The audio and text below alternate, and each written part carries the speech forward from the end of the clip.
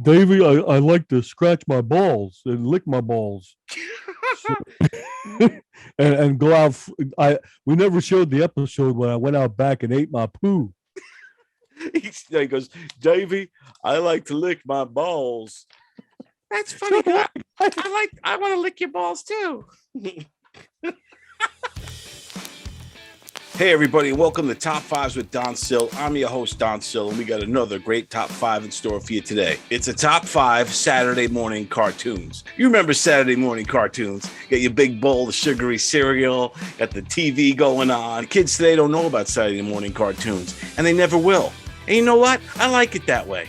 Joining me today is no stranger to Saturday mornings or cartoons. It's Tony Walker, or as I like to say, Tony Walker Fresh. He hosts Knock 'em Dead Comedy on Govs Radio along with Sally O'Neill. It's a great show. Check it out. So I had a doctor tell me that I had good balls. Good balls. Good size balls, I think. You have good size balls. Good size balls. And as always, everybody, please remember to subscribe, like, and comment below. We want to know what your top five is as well. You probably know some Saturday morning cartoons. Or if you're of a different generation, you might not. But sit back, relax, and enjoy this. And without further ado, let's get right to it. Me and Tony Walker with the top five Saturday morning cartoons. We are here with Tony Walker, or as I like to call him, Tony Walker Fresh. How you doing, buddy? How's everything going, man? Don, good to see you. Thank you for having me on this. I'm very excited, pal. This is awesome having you on the show, man. I mean, we do live from the Governor's Green Room most Saturdays, and it's always a blast hanging out with you. I've known you forever. Me and you go way back. So this is cool to be able to talk to you about all this stuff, about the top five greatest Saturday morning cartoons. So this is a top five that you came up with. I did. To go over the top five. So tell me a little bit about Saturday morning cartoons and what makes them so special to you. Saturday morning cartoons. Well, first off, that was when I was a kid, that was actually my first love, was drawing and cartooning. And I actually went to school for it for a short time. So I was always into animation. Really love it. Look, Bonehead, I know bullies can be mean and threatening sometimes, but you have to learn how to get past them. Nobody can stand in your way of success but you, Bonehead. But it's an interesting concept, the Saturday morning cartoons. You and I and people our age, we're like the only ones that got Saturday morning cartoons. You know, you had our parents before us. They, some of our, depending on age, didn't even have a TV when they were a kid. TV was a new thing. So when we were kids in the 70s, cartoons were still fairly new. They were in the movie theaters. Before TV. So Saturday morning cartoons was just, we got that on Saturday mornings before we went out, about our day. We got, weekday afternoon cartoons after school from like 3 to 5, and that was it. And then you had to go do your homework, and your parents took over the TV because everybody had one TV in the house. You didn't have the cell phones and tablets. You didn't have YouTube. And then in the 80s, I mean, you had the Saturday morning cartoons for a short time, but eventually you got the Cartoon Network, and cable expanded. So everything had its own channel, sports channel, cartoons, everything had its own channel. So you can watch the cartoons anytime. You can watch whatever you're into anytime. And then, of course, the current day where everything is accessible at any time. Turner Entertainment Networks proudly present the world's first 24-hour cartoon network. Hello, folks. Welcome to the world's first and only Cartoon Network, the home of the cartoon stars. So it's just, really people around our age that had that Saturday morning cartoons, and to me, they were just the best cartoons.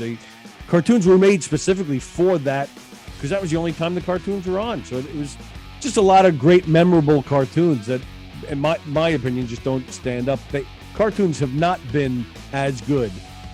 Probably 20, 30 years in my opinion. Oh, for sure. But also there was something extra special about those Saturday mornings. I remember waking up early with my brother, going to the TV, getting the bowl of cereal, sitting in there, you're still in your pajamas, your footy pajamas, and then you're watching just hours and hours of cartoons. And it was just such a great way to live. It's just something to look forward to. It was before, like you said, before the internet, before video game explosion, before phones, before all this stuff, and it's just you and the TV, and you bonding with your siblings around the TV, and it gave us something to do in the morning. I mean, I used to wake up early for that. And if I remember right, it started at 6 a.m. Like if you got up at 5:45, you'd see just the color bars, and you'd have that. Right. Finally at 6 or 7 a.m. Boom! Then the cartoons would start. Then it started, and then the beatings we got from our parents for making the TV nice and loud while they're still trying to sleep. Yeah, that was the best. I did a little research on it, and the Saturday morning cartoons started in the 1960s because the advertisers and ad agencies started to realize the potential of marketing towards kids. Hi-ho, today Cook Gormando will show us why kids are going to like new SpaghettiOs even more than before. And that kids are the real ones that you want to target as an advertiser, because they're the ones, mommy, please, can I get the new toys? And mommy, please, I want to go to McDonald's. And so they started to do kind of advertising campaigns around kids and children and who would just be camping out in front of the TV, vegetating, enjoying those hours. It was like 3 to 4 to 5 hours of these animated shows. And there was also, I think for us, for this 5, we're gonna stick with the animated shows, but there was also like the Monkeys, which I know you're very near and dear to your heart. Sigmund, I am a Monkeys geek. Yes, I am. Sigmund and the Sea Monsters, Land of the Lost, HR, Puff and Stuff, all these great live action type of Saturday morning shows that don't count for this list. I think we're gonna stick with animations. I got a ton. It's funny you say that. I got a ton of honorable mentions. Yeah. The live action shows, I think that could be a list all on its own. Oh, dude, those are great.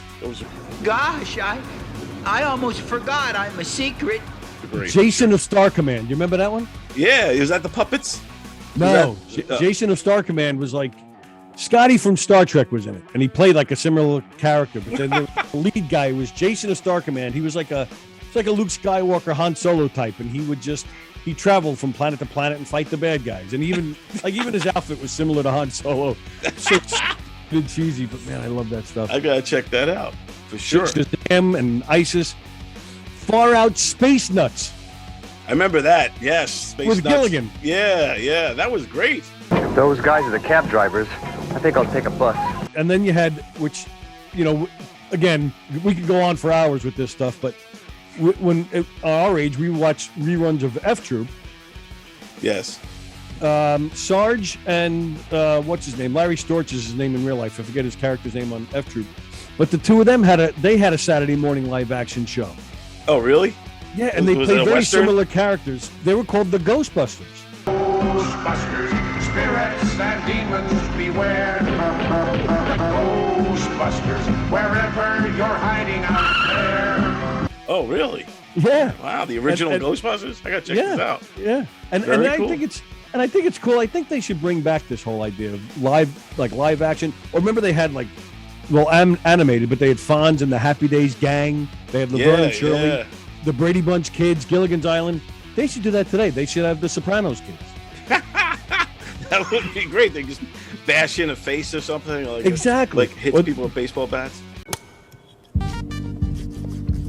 Ugh, this is terrible, Apple Betty. It's my mother. Now there was a woman who could make an amazing Apple Betty. When she made it, the whole neighborhood stood outside her house. Saint that woman was. Caitlyn Jenner, The Adventures of Caitlyn Jenner and Friends. We have to make sure nobody recognizes us. There's no telling who works for who. Here, Caitlyn, I got you this fake mustache to put on. You're not putting on a mustache. I look silly. Oh, that's where you draw the line, huh, Caitlyn? But yeah, I think the cartoons, the Saturday morning cartoons thing ended in the early 90s, and it was because the early 90s? Yeah, it started to wane away. And it would last until the early 90s. They had the Saturday morning cartoon lineups, right? And then what happened was that the government wanted to take away that kind of entertainment for kids that was kind of not didn't have anything of value. So what they wanted them to do was to start putting learning shows in its place. So they started putting these learning shows for kids in its place. Boring. Yeah, so it started getting boring and waning out, and then other people started to see the golf started being aired on Saturday mornings, and all these other types of shows. And the Sunday morning news shows started moving to Saturdays, and they started to really kind of take over and just completely phase out the Saturday mornings. And yeah, so it's just kind of a shame. It's a bittersweet thing for me because with Saturday morning cartoons, because it's such a fond memories and great time for our generation, guys of our generation. So I think if you grew up through the 60s and through the 70s and in the 80s with like cartoons like He-Man and that kind of shit, which is after us. But if you grew up in those time periods, I think you really have a special fondness for those cartoons and the Saturday mornings that this new generations of purple-haired, face-pierced kids don't have, and they don't deserve it. If it's okay with you, T, I'd like to give that pastry chef a taste of his own cannoli. Hey, none of you so much as unless I say so. Let's get started. Okay. So this is the top 5 Saturday morning cartoons. And we're going to start off with you, Tony. What's your number 5 Saturday morning cartoon? All right. My number 5 Saturday morning cartoon might be a little questionable. I don't know if it counts as a cartoon. I personally think it does. But also because it sometimes switched from Saturdays to Sundays, Saturdays to Sundays. I am going with, on number 5 on my list, Davy and Goliath. Dude, yes, that absolutely counts. Davy and Goliath, because it was like animated. My Lord. It was like Christian. It was Christian, like a Christian puppet type of thing. It was like a weird puppet show, but animated lips, like almost claymation, almost like South Park. Yeah, kind of like a South Parky vibe.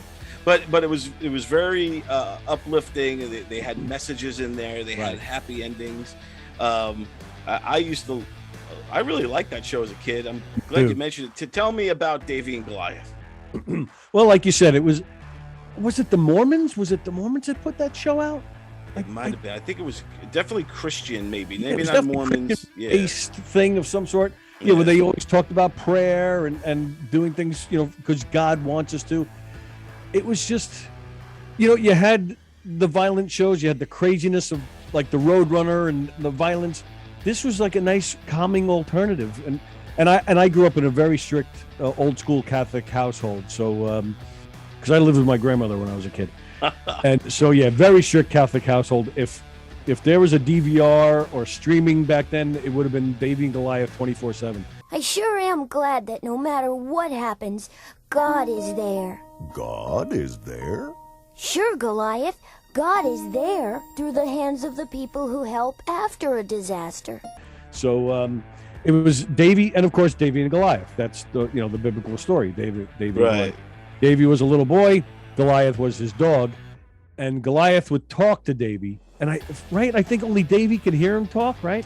I forget, but I remember his voice. Davy, what are you doing, Davy? Davy, you can't steal that comic book, Davy. That's wrong. That's a sin, Davy. But I really want it. I really want the comic book. So it was, lesson learning TV shows, very God-based. And what struck me, Davy had a friend named Jonathan, and Jonathan was African-American. And that was, again, for our age, growing up in the 70s, it's not like it is now. We have black superheroes. That was still kind of a new thing to see on TV, like a black kid and a white kid playing together. Right, yeah. As crazy as that may sound, but for me, growing up at that time, I had one of my close friends in elementary school was an African-American kid. Christian McGilloway, whose name was later Christian Burton, who I've tried to track down. If you're out there, Christian, can't find him. but I haven't seen him since sixth grade. Always wondered whatever happened to him. But he was one of the only black kids in my school at the time. I think he was the only one that I can remember anyway. Wow. So I remember that really struck a chord with me. He's like, he's friends with, just like I'm friends with Christian. Tattoo. So yeah, so there you go. So David and Goliath always stuck with me. All right, excellent. I love that as a number 5, David and Goliath. It's an oldie but a goodie. Not a lot of people know that one or remember that one, or people who have are gonna. It's another one that's gonna hit the memory banks fondly. The Latter-day Saints. Maybe that's who made it. That sounds right. Something like that. Okay, just came to me. Yeah. So for me, my number 5 is a classic. Never gets old. It's by, again, back in those days, Hanna-Barbera kind of ruled the roost along with Warner Brothers, but Hanna-Barbera really ruled Saturday mornings. And this is, there you go, Hanna-Barbera book. Nice.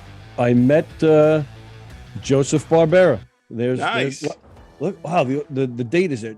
Wow, it'll be next month. It'll be 30 years since I got this autograph. Wow, very cool. The late great Joe Barbera. That's my little geek nerd moment for you. Very good. And so you're going to love this one. My number 5 is the Laugh Olympics.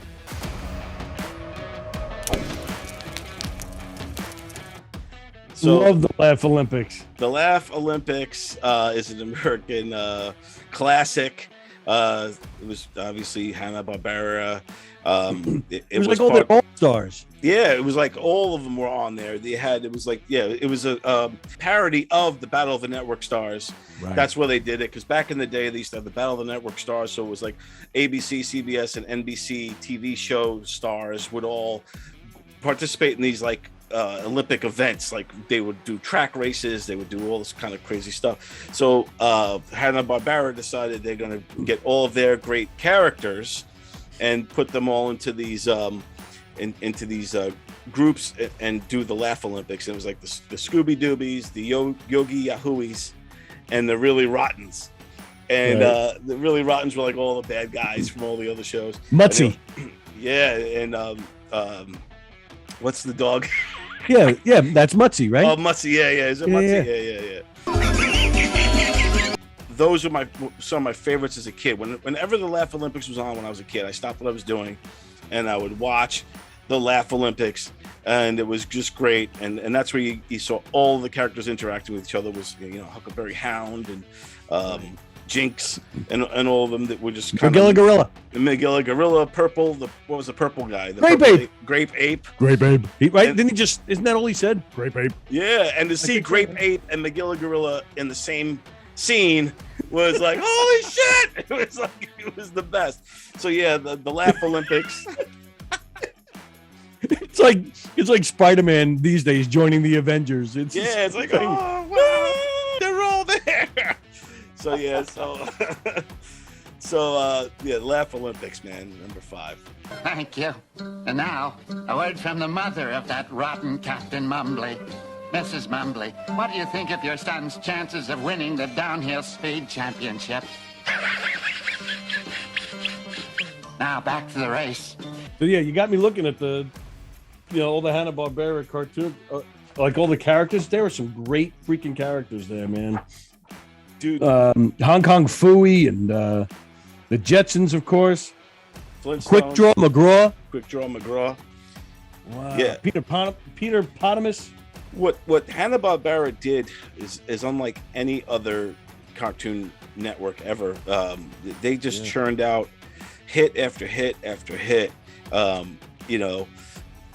Those two guys were brilliant. The voices that they did, the animators, how they did it, and by keeping the characters always looking identical. So they had strict rules of guidelines of each character, so they couldn't, so one artist couldn't make Scooby look a little different than the other artist, and you see that happens sometimes in comic books. But not in Hanna-Barbera world. They had strict guidelines and stuff like that, and they still were able to churn out episodes and classics, man. Oh, So Hanna-Barbera and the Laugh Olympics, good times, man. Nice. So now here we are, number 4. Tony, who's your number 4? All right, my number 4. Talking about Hanna-Barbera, my number 4 is Scooby-Doo. Scooby-Doo, yes. Scooby-Doo. You know, for us, you know, growing up in the 70s, we were, you know, you and I were just about the same age. We, you know, so we're young kids. We're between 5 and 10 getting into Saturday morning cartoons. Here's this cartoon of these cool kids, like, you know, they're upper teens, maybe early 20s, but, you know, but they were still young enough that we could almost identify with them to a certain degree. But they were like the cool older brothers and sisters that you wanted to hang out with. Right, you know, right. It was just cool. I mean, of course, later on as we get older, we start to realize, wow, these guys were, you know, they had the munchies all the time because they were getting high in this mystery machine, and you always wanted Fred and what's her name to you always hook up. Yeah, absolutely. And then it was cool too because they always had the coolest celebrities on, like Sonny and Cher and the Harlem Globetrotters, Batman and Robin. You know, they had the cool yeah. on there too, just like the Laugh Olympics. Like you got into like all these crossovers and whatnot. That must be the Hideaway Hotel. Only somebody has taken away the away. I think someone should have taken me away for getting talked into this. And again, as a guy that was into animation growing up, started to realize too that, like, you know, watching certain cartoons, you start to recognize some of the same voices. Right. Like Casey Kasem was, you know, he did a lot of these cartoons, and you started to realize, oh, that's the same guy. So it was kind of cool to get like a little behind the scenes glimpse. So, oh, they get the same guy to do voices. Like the guy that did Fred, he was on a ton of Hanna-Barbera stuff. Oh, yeah. How I came up with that voice was basically, it's my own voice with maybe 5 cups of coffee. You know, hey, would you do it for a Scooby snack? Oh gosh, well, come on guys. Hey, I can drive because I have a license. Okay, Scooby, go in and take a look around. We'll keep watch out here. No, I'm not kidding. Scooby-Doo, an American classic. At one point, I think Scooby-Doo was more recognizable than Mickey Mouse. Sure. Across the world. Yes. Worldwide phenomenon. And It went to shit when they brought in Scrappy-Doo and all those other extra characters. You know, that was like Cousin Oliver on the Brady Bunch. Yeah, that's you know, jumps it's the shark. Time to put it to bed. But early Scooby, the original Scooby's the one we grew up on, are classics. They still run them today. Kids still watch them today. It's still relevant today. I mean, you know, they put out like 2 actually, live action movies with an animated Scooby, but they still, I mean, the Scooby-Doo has transcended all of it and has gone on, you know, to become an iconic cartoon and, you know, just a great cartoon. These guys solved mysteries, and it was just fun. And I would have been able to get away with it if it wasn't for you darn kids. You meddling kids. And they unmasked them. Right. And it was always the only other character in the beginning of the episode that spoke. But we were too young and stupid to realize, oh, that must be the one. Like, it was always a surprise at the end. Oh, that guy. I should have known. Zoinks. Hey, Scoob. Scooby-Doo at number 4. I should write these down, huh? Hold on, let me write the stuff down. Okay. So now, my number 4. Again, I think every single cartoon we mentioned are going to be classics because this was just a great time period for cartoons. This whole list. I mean, this is a conversation that can go on for hours, man. Yeah. But for number 4, I think this is Hanna-Barbera also. Is a different kind of vibe Hanna-Barbera did back then. But this is the Super Friends. Ooh. And the Super Friends were awesome because it ran from like 73 to 85. So it had a nice long run. And it was always on the Saturday morning lineup. And it showed all the Justice League superheroes. So you had Batman, Superman, Aquaman, Wonder Woman, the Hawk. Back then, DC was the ruling characters. When it came to the cartoons, Marvel was a distant second to DC when we were kids. Oh, yeah, man. It was all about the DC, all about Batman, Superman, and all those, Wonder Woman. And it was just great. And then remember the Wonder Twins? Wonder Twin powers, activate! Wonder Twin powers, activate! Shape up and ego!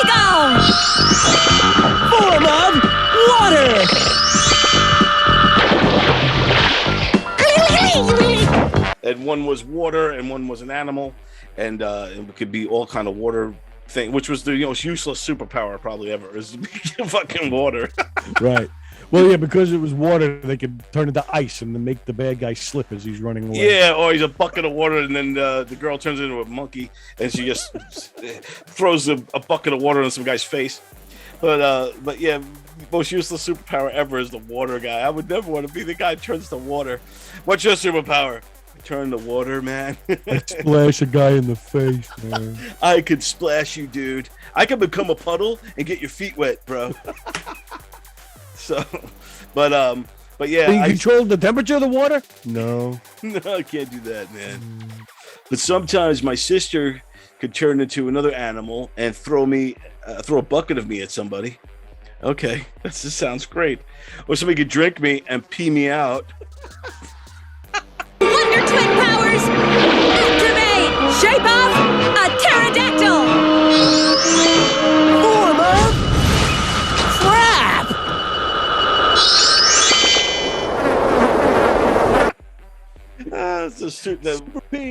No, that's why the Wonder Twins will never get a movie.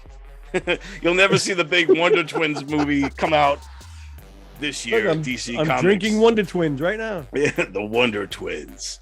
But yeah, so the Super Friends, a great cartoon, great memories of watching that, and that's number 4, Super Friends. So now, Tony, we are at number 3. What's your number 3? Hey!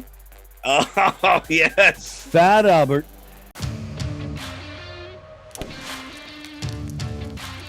Those guys were the coolest, man. They were just, I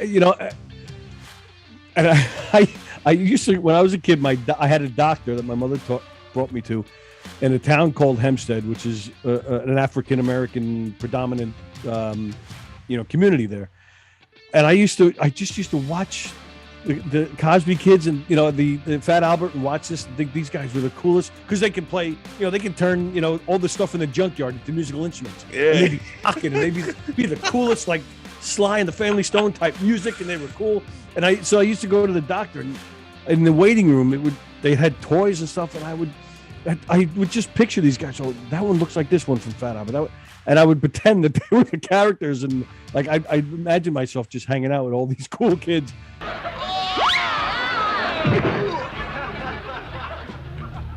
Sad to say, but I'm the champ of the day. It wasn't fair. How can we beat somebody who brushes his teeth 12 times a day? I brush 12 times a day? Yeah, after each meal. They got into all sorts of mischief, but at the same time, they were smart to know how to not get in trouble and teach us cool lessons. And there was always a lesson, and Cosby would always explain that lesson while he's in the backyard fixing something. But don't count Fat Albert out of things yet. He got smart by learning what happens when you're not smart. And I would watch Mushmouth and laugh almost every time he spoke. Hey, I would laugh my ass off every single time. Helper, the baker, and the butcher bring the boxes in from the back of the building. Dude, Fat Albert was an important cartoon too, if you think about how important it was for race relations in that time in the early 70s, when kids like us, like you said, you didn't have a lot of black people around you and stuff like that, right? And then just to see like these positive kind of role models of that of these black kids, I think it was very important in a breakthrough and groundbreaking in a lot of ways. And agreed. Everybody loved Fat Albert. Everybody loved Fat Albert. Fat Albert was super cool. Him and the gang. Me and all the gang. How's the song go?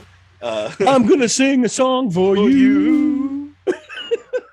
Me and all the gang. I forgot how it goes. Something like that. Well, you know what? Here it is right here, folks.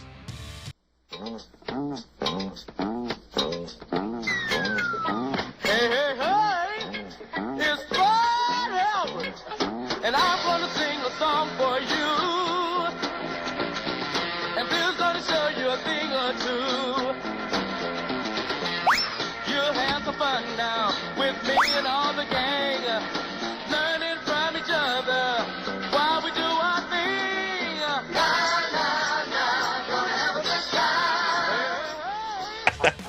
Great tune, Don. Yeah, that was awesome.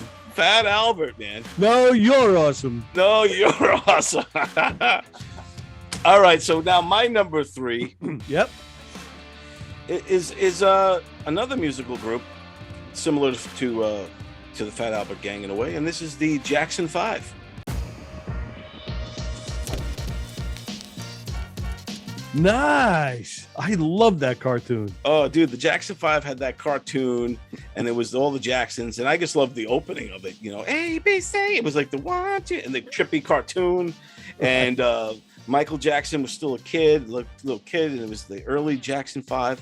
And it was really them doing the voices, right? It was really them doing all the voices and everything, yeah. And it was just a great cartoon and really awesome, and that's how I kind of discovered as a kid the Jackson 5. This is when I was a younger kid, and the Jackson 5 and all their music, because they would sing. It was basically a bunch of cartoon music videos, right?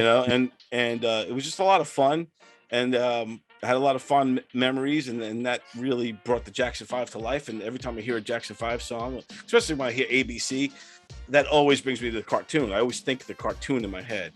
Right. Michael Jackson. ABC. Yeah. And these are some cool instruments. A lot different than the ones we got back in school. All they got in school is ABC and 1, 2, 3. ABC and 1, 2, 3. He was just such a happy kid. So the Jackson 5 cartoon is my number 3. Nice. So so there we go. So now all right, hold on, let me write this down for. All right, dude, we're already at number 2. Can you believe it? I know, this is going fast. All right, my number 2, like I mentioned to you before, I told you I had him on my list. Schoolhouse Rock. Yes. Now, they didn't have really their own show. It was like in between cartoons, but I don't know if they eventually did turn it into a show, but I know when my kids were little, I actually they had the DVDs, and it was just, those 5-minute Schoolhouse Rock cartoons. So to me, it counts as a show. Plus those 5-minute cartoons. I mean, we remember those better than we remember most cartoons. All the songs, lolly, lolly, lollies, get your adverbs here. Lolly, lolly, lolly, get your adverbs here. Quickly, quickly, quickly, get those adverbs here. And then conjunction, junction, what's your function? I'm just a bill, a lonely old bill, sitting at the bottom of Capitol Hill. That was a great one. That's how I learned about how bills get passed. Yes, watching exactly. that shit. He signed your bill. Now you're a law. Oh, yes. And then what's another one? They had the math one. They had I sorry said conjunction junction. What? I know there's 3. they had a bunch, yeah. That's the magic number, isn't that? Yes, it I is. forgot about that one. That's the magic number. 3, 6, 9, 12, 15, 18, 21, 24, 27, 30. Yeah. Dude, like I said, Schoolhouse Rock is definitely part of the Saturday morning cartoon world. Yeah. It's definitely and you talk about learning for kids to have lessons and learn stuff. I mean, so many people learned so much stuff from there. They had math, they covered politics, right? They covered everything in there you could learn, and they did it in a fun way, where a lot of times you just play back the song in your head to get the answer to a certain question or whatever. Right. And they were so cleverly done, well animated, fun, and those still kind of stand the test of time too. Like you said, you bought the DVD for your kids. And I would like to see them kind of bring that back, but these kids today, they don't have the attention span to sit in front of the TV anymore. It's all on the phone, right? And it's all bits. Everything is 30-second TikTok videos. That's what I'm these saying. considered short for us when we were kids, and they were maybe 5 minutes. Yeah. But now, I mean, what would Schoolhouse Rock be now? 30-second, Maybe they. Yo, mama, like I don't know. Don't shoot up your school. It's not cool. And that would be the whole video. It's so hard now to teach kids any lessons because everything is put in the corny thing. And if you do teach people, it's, you know, some kid, you know, like I said, with purple hair and rings in their face and they're crying and like, the whole world sucks. I hate everybody. They got me wrong. They said my wrong pronouns. I start to cry. I'm trying to avoid any sort of contact with my eyes with this thing, but it's so bright and yellow. I can't look. It's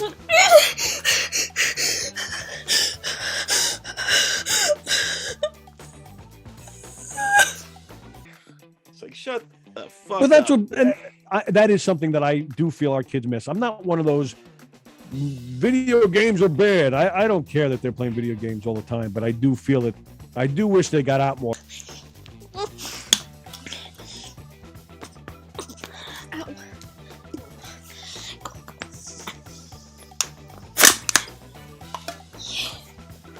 Schoolhouse Rock, definitely a great pick. Love it. Love Schoolhouse Rock.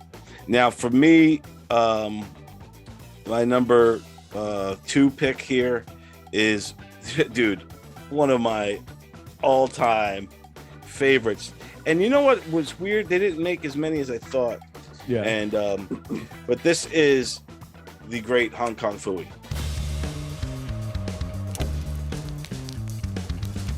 Oh, nice. Yeah, Hong Kong Phooey. I was watching a while ago a documentary with Hanna-Barbera. They talked about Hong Kong Phooey, and when they came up with the idea for Hong Kong Phooey, they originally was because of Bruce Lee craze, and they were gonna have the cartoon, you know, hi, oh, yeah, talk Chinese like Bruce Lee. But then one day they're at a party and they have Scatman, and they ask him, you know, just to read a few lines of the Hong Kong Phooey script. And he was reading it, you know what I'm saying? He's just talking. He's like, yo, I'm Hong Kong Phooey, man. And they were like, this is the guy. He's got style, a groovy style, and a vibe that just won't stop. When the going gets rough, he's super tough with a Hong Kong Phooey chop. It was just such a twist of fate in a way for the character. It gave the character a whole different dimension, a whole different vibe. Everybody at Hanna-Barbera loved it. They loved having him do it, and then magic happened. So 1974 through 76, a 2-year run. That's it? Yeah, and then and then they brought back the reruns in our era, 78 to 81, where we watched them all. And then, but yeah, so it was just great. You know, he would, for some reason, he slept in a file cabinet or whatever. He'd jump in the file cabinet. And he would go out and he would solve crimes too, and he would kick people's butts, and it was just super cool guy. And I think it not only has to do with the cartoon itself, whoever the artist that drew Hong Kong Phooey, just such a cool character, but then with that voice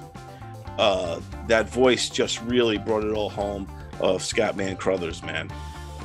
I don't know what I'm saying, but it sure sounds good. You know, it makes me regret that I didn't name any of my kids Scatman.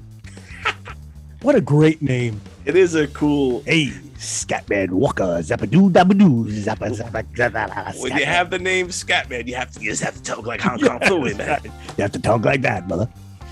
You got 18 kids. Do not name any of them Scatman. I'm going to name my next one Scatman. Scatman Sill.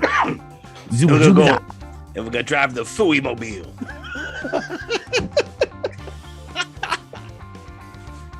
The Phooey mobile.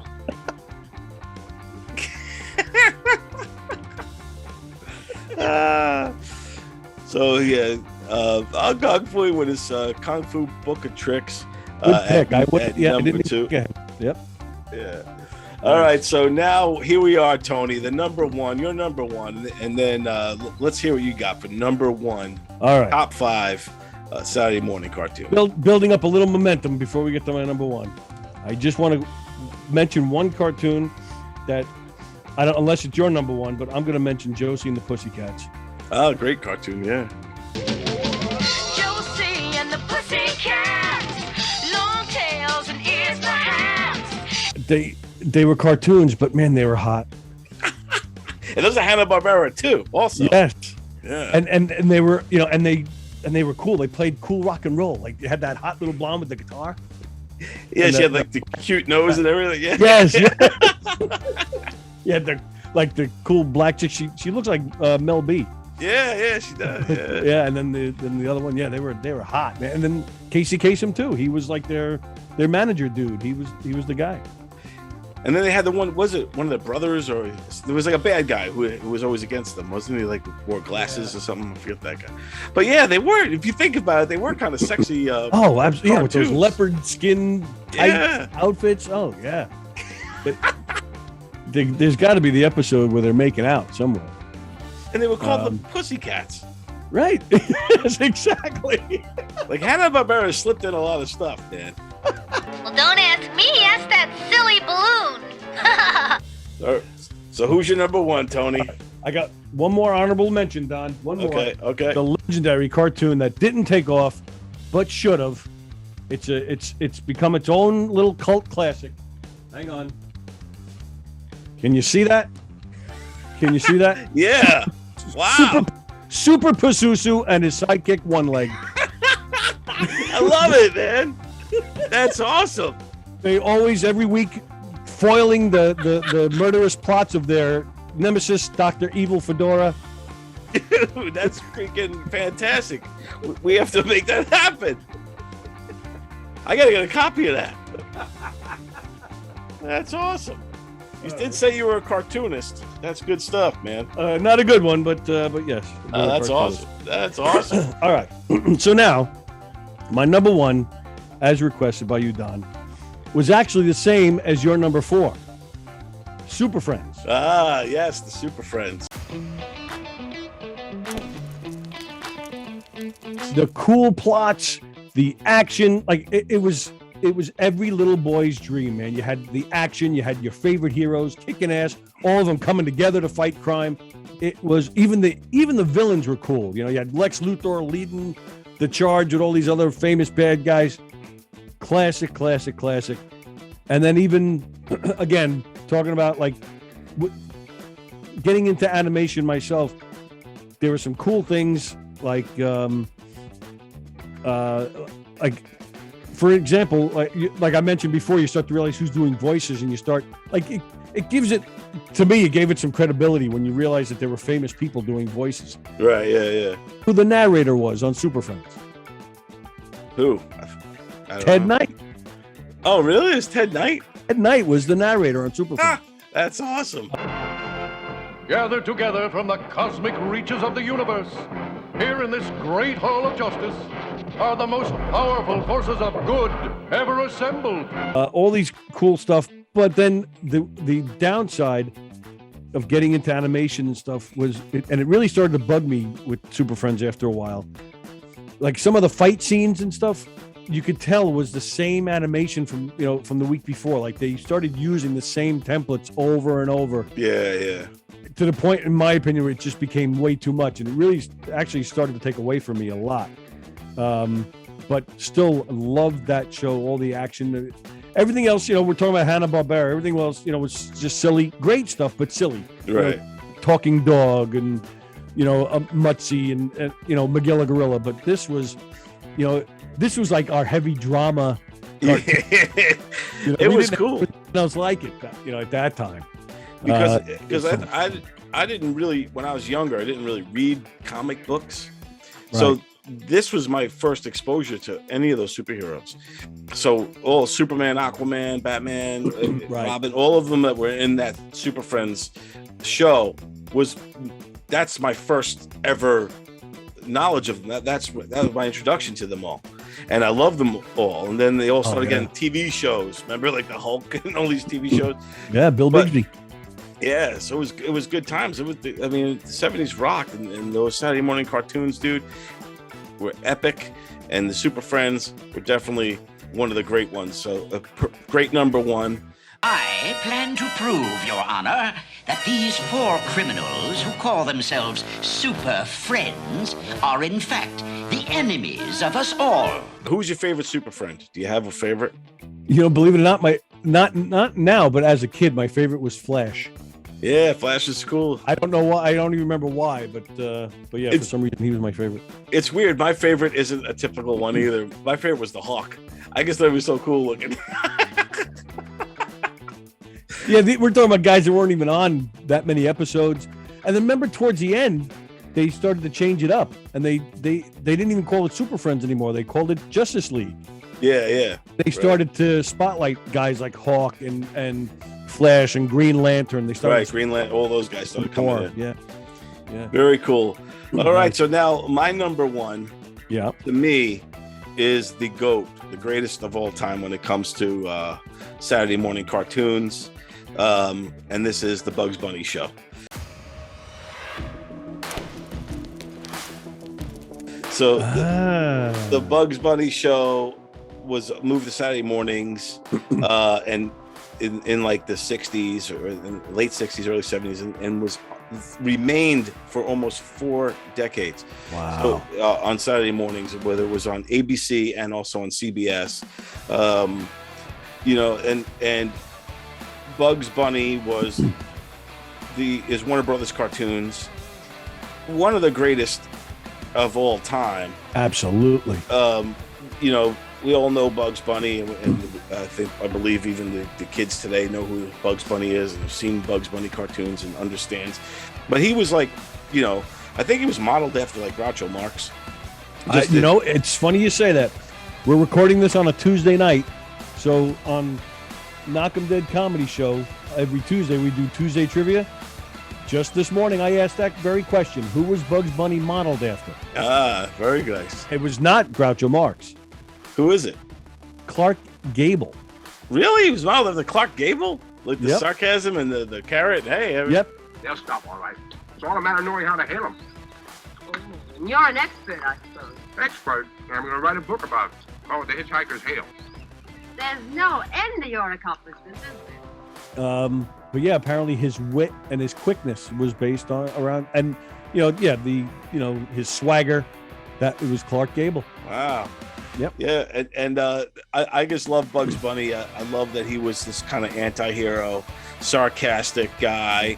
As a kid, there's a lot of classic scenes, a lot of classic characters that spawned out of the Bugs Bunny Show, whether it's Daffy Duck or Elmer Fudd or Yosemite Sam. So many cartoons, great cartoons came out of the Warner Brothers group as well. But yeah, so it was just to me, Bugs Bunny. And you just sang it, overture, turn out the lights. This is it. Tonight's the night. Oh, rehearsing, da da da da. Every part by heart. It's just such a great, freaking time for cartoons. And I don't know if we'll ever get it back, but we had it, man. I didn't know that history that they moved Bugs Bunny to Saturday mornings and then he stayed there for all those decades. My memory just kind of serves me as him being like an after school cartoon, not Saturday mornings. But and I'm saying that because if I knew that, he definitely would have been on my list.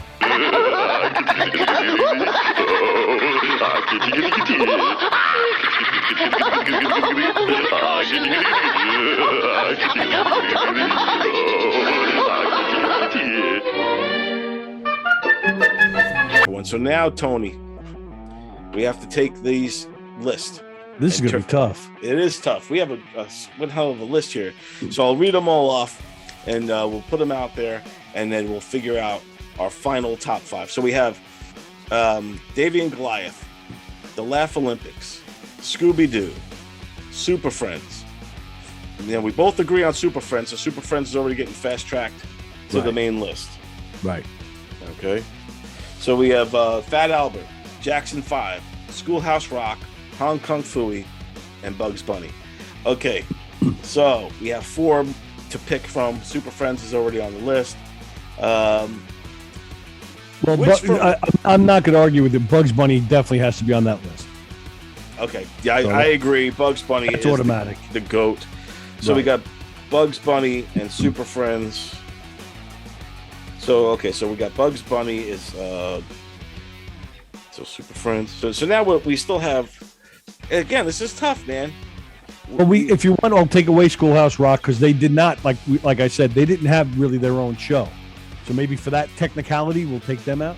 All right, so if you take out Schoolhouse Rock, I'll take out the Jackson 5. Okay. Because Jackson 5 only had a 2-year run, and I think Fat Albert, I think Fat Albert belongs on the list. I think Fat Albert was a legendary Saturday morning show. I think it had everything. It had everything that you could ask for in a show. You learned from it. It was entertaining. You had the cool kids. So sad what Cosby became, man, because there were so many good things that man did. What a shame. Yeah, that's why, like, when it comes to Cosby, I kind of divide his work from him. You have to. Yeah. So I do think Fat Albert belongs on that list. Okay. All right. Now it's getting hard here because we got now what's left standing is Davey and Goliath, Laugh Olympics, Scooby-Doo, and Hong Kong Phooey. And we have 2 spots left. So I also think Scooby-Doo belongs on there. Scooby-Doo just out of,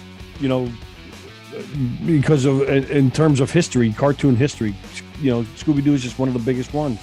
Scooby-Doo definitely has to be on there. Yeah. All right, so now we're looking at the number 5 spot here, and this is tough because Hong Kong Phooey, the Laugh Olympics, and Davey and Goliath. Now, in my opinion,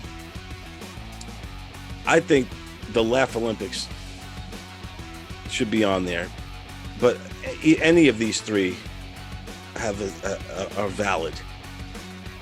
I just think the Laugh Olympics was like the greatest hits of Hanna-Barbera. It's always fun. Hong Kong Phooey was great. It had a short run. Was Hong Kong Phooey on Laugh Olympics? I don't know if he was ever on Laugh. He could have been. He was a. Because then he's kind of covered there. Yeah, I think so. I'll take out Hong Kong Phooey. Make it simple. So now it's between Davey and Goliath and the Laugh Olympics. You got to go with Laugh Olympics. If we go with Davey and Goliath, I'm gonna walk out of the building. People are just gonna beat me up. Hold on, let me ask the dog. What should we do, Goliath? I don't know, dog. I don't know, Davey. I think you need to go with the Laugh Olympics. That's what I think. Goliath, I heard Mommy and Daddy say something about doggy style. Are you involved in that? Because you're a dog. Well, maybe, Goliath, if your mom gets the peanut butter again. That peanut butter sure goes fast. Before I eat the peanut butter, Davey, let me say grace. Because we are a religious show. Oh, that covers it then. All right, here's our top 5, everybody. So at number 5, Laugh Olympics. At number 4, Scooby-Doo. At number 3, Fat Albert. At number 2, The Super Friends. And the number 1 Saturday morning cartoon, Bugs Bunny Show. Very nice. Awesome. That's a great list, Tony. That is a fabulous list, my friend. And it's a nice, see that? And that's what we learned from Saturday mornings. We learned to compromise and put together a nice list without any disagreements, without any problems. It was nice and peaceful and fun. And we put together a good list from both of our lists together. That's right. And we were able to do that because of Saturday morning cartoons. That's right. And because of Goliath. That's Thank right. you, Goliath. I'm licking my balls. Tony, before we go, tell everybody where they can find you, follow you, watch you, and all that good stuff. Knock 'em Dead Comedy. We do all sorts of comedic shows. We do audience interactive comedic murder mystery shows. Look us up, knockemdeadcomedy.com. If you're having a corporate event, a fundraiser, a private party, you have an establishment and like to sell tickets, Knock 'em Dead Comedy. We also do game shows as well, custom comedy work. And of course, where you can find Don and myself, Govs Comedy Club Podcasts, the legendary Governor's Comedy Club out of Levittown, New York. They have a little video podcast studio in the back of the club. We do the Knock 'em Dead Comedy podcast every Monday, Tuesday, Thursday, and Friday at 11 a.m. Don is on there with Top Fives and Donversations. And of course, we host live from Governor's Green Room most Saturday nights. And we have some other great shows here as well. Joey Petroni does a show here. Steve Squared on Mondays. A couple other great shows, depending on when this is airing. Depends on what shows are currently playing here. All right, great list, Tony Walker. Thanks again. The best, the top 5 Saturday morning cartoons. Tony, thanks so much again. This has been a blast having you on. Finally getting you on here on Top Fives and knocking one out. So this has been a great time. We got a lot of Top Fives coming in the next couple of weeks. So everyone stay tuned and keep on watching Govs Radio. Thanks everybody. Don. You got it. Peace. Well, there you have it, folks. That's the top 5 Saturday morning cartoons that me and Tony Walker came up with. Hope you dug it. And again, as always, please leave your comments in the section below, and we'll see you again next week.